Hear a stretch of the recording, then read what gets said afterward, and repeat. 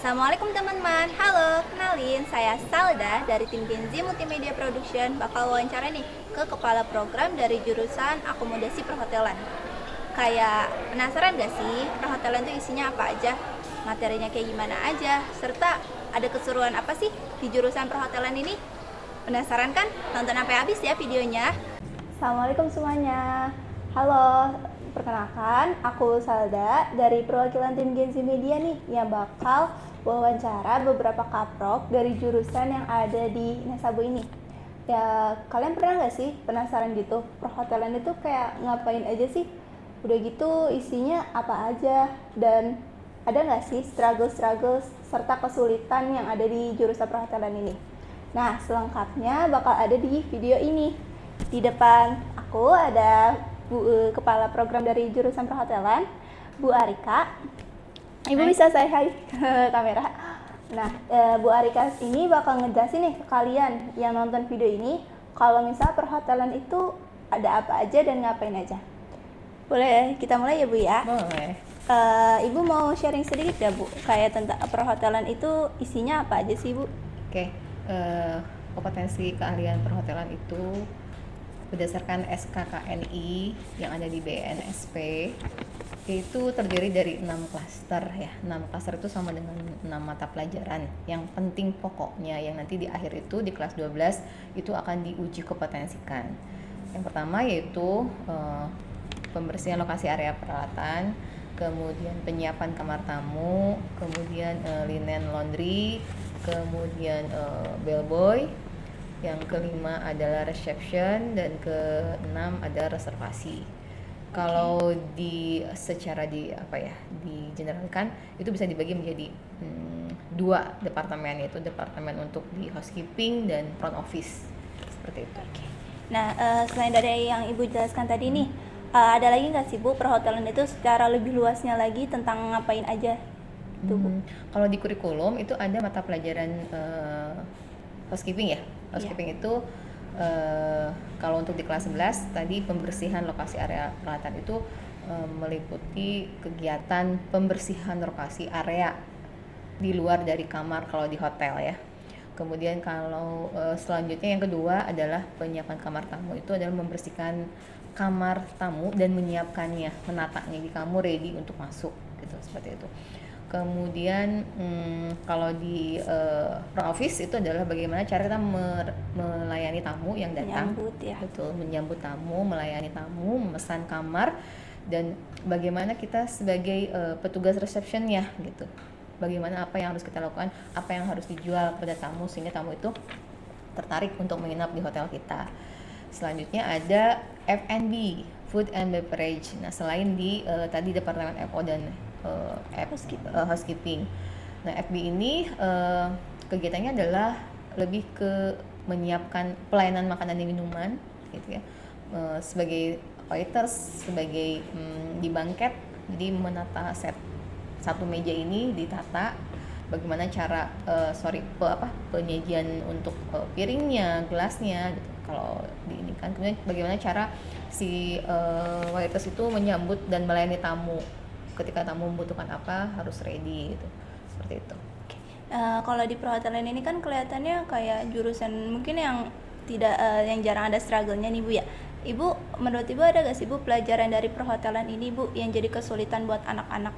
Ada, terutama di bahasa mungkin ya, bahasa Inggris di FO itu memang harus siswa perhotelan itu memiliki kemampuan di bahasa Inggris, karena nanti tamu yang datang itu kan tidak hanya tamu lokal saja, tapi tamu di luar itu atau internasional. Sebutnya harus tidak hanya bahasa Inggris, harus bisa mempunyai kemampuan di bahasa asing lainnya seperti Mandarin, Jepang, Jerman, Perancis, Arab gitu, seperti itu, lebih di bahasa sih.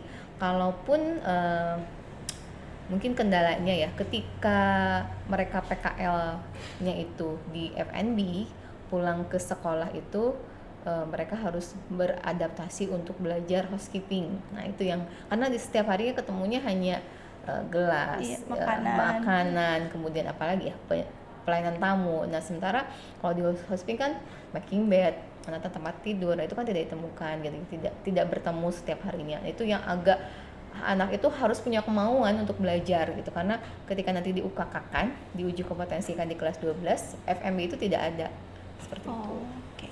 Nah, selain dari itu ya Bu ya, Hmm. kalau PKL-nya perhotelan ada nggak sih Bu selain di hotel-hotel gitu? Sampai saat ini kita hotel bidangnya, karena betul untuk di laundry sendiri itu lebih ke semacam pelatihan mungkin ya. Jadi siswa kami masukkan atau kami berangkatkan magang di laundry selama kurang lebih 3 bulan, atau tapi sampai saat ini belum ada sih. Kalau MOU tuh pernah dibuat oleh Bu SK Dewi ya, dulu pada saat, tapi karena seiring berjalannya waktu pandemi juga, jadi sempat belum terrealisasi seperti itu. Nah, kita ini kan di Nesabo terkenal punya fasilitas hotel Nesabo ya Bu ya. Nah, di hotel Nesabo itu isinya apa aja dan biasanya buat praktek apa sih Bu?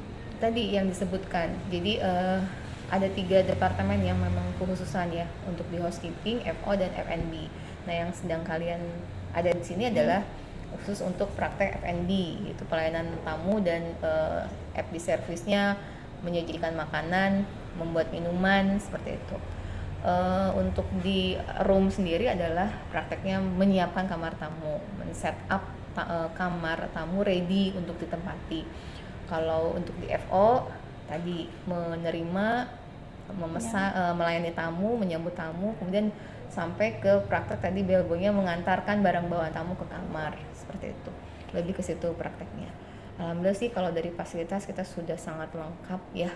Bahkan tahun ini SMK Negeri 2 Cibinong, sekolah lain itu menjadi SMK jejaring kita. Apa itu SMK jejaring? SMK yang menginduk untuk mengadakan uji kompetensinya di sekolah kita, karena kita mempunyai LSP P1 SMK Negeri 1 Bojonggede. Kemarin sudah berjalan 3 hari untuk ujian di tempat kita. Gitu. Berarti sangat amat memadai ya Bu ya. Alhamdulillah. Nah, kalau gitu Bu, prospek kerja dari jurusan perhotelan ini nih Bu, peluangnya apa aja sih Bu? Oke. Selain tadi menjadi housekeeper di bidang housekeeping, menjadi public area attendant, kemudian juga bisa berwirausaha. Jadi kita kan ada pelajaran laundry. Nah, sekarang kan laundry sedang marak ya, gitu. Jadi kalau memang bukan tidak mau bekerja, kita punya modal, kenapa tidak kita membuka usaha sendiri itu laundry, atau di jasa cleaning service gitu. Jadi semacam kita menyediakan jasa pembersihan untuk ke kantor-kantor atau ke rumah, itu bisa. Selain bekerja tidak hanya di hotel gitu, seperti itu. Berarti prospek kerjanya nggak cuma di hotel. Betul. Ya Bu, Dan kita sekarang bisa itu manfaatin.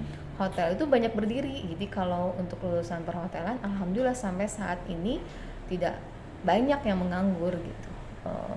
Hampir kurang lebih 90-98% lah itu lulusannya mudah diserap, karena banyak sekali gedung perhotelan yang dibangun gitu, usaha pariwisata, kemudian ada juga sebagian yang membuka usaha sendiri. Tapi tidak menutup kemungkinan tidak hanya di tadi yang saya sebutkan membuka wirausaha di bidang makanan, karena ada pelajaran FB kan, seperti itu. Ada juga yang membuka usaha di bidang kuliner seperti itu. Jadi sangat amat banyak ya Bu, ternyata perhotelan tuh nggak cuma tentang kayak di hotel-hotel aja gitu, nggak cuma kita menerima tamu, ternyata ada untuk foodnya juga. Buat beverage-nya. Oke. Nah, itu sekian penjelasan dari Bu Arika selaku Kaprok dari perhotelan. Kurang lebihnya kalian bisa tanya di kolom komentar. Terima kasih ke Bu Arika yang udah meluangkan waktunya buat ngejelasin ke kita nih tentang perhotelan, ngapain dan apa aja sih. Sekian, terima kasih. Wassalamualaikum warahmatullahi wabarakatuh. Nah, itu dia penjelasan dari Kepala Program dari jurusan Akomodasi Perhotelan, yaitu Bu Arika, SPD MPD. Nah, kalian udah gak penasaran kan? Akomodasi perhotelan itu isinya apa aja, gimana aja, serta keseruan-keseruan apa aja sih yang ada di akomodasi perhotelan ini? Udah gak penasaran kan? Nah, sekian video dari saya dan tim. Wassalamualaikum warahmatullahi wabarakatuh. Jangan lupa like, comment, subscribe, serta share video ini ke teman-teman kalian semua ya. Tunggu video selanjutnya ya. Dadah!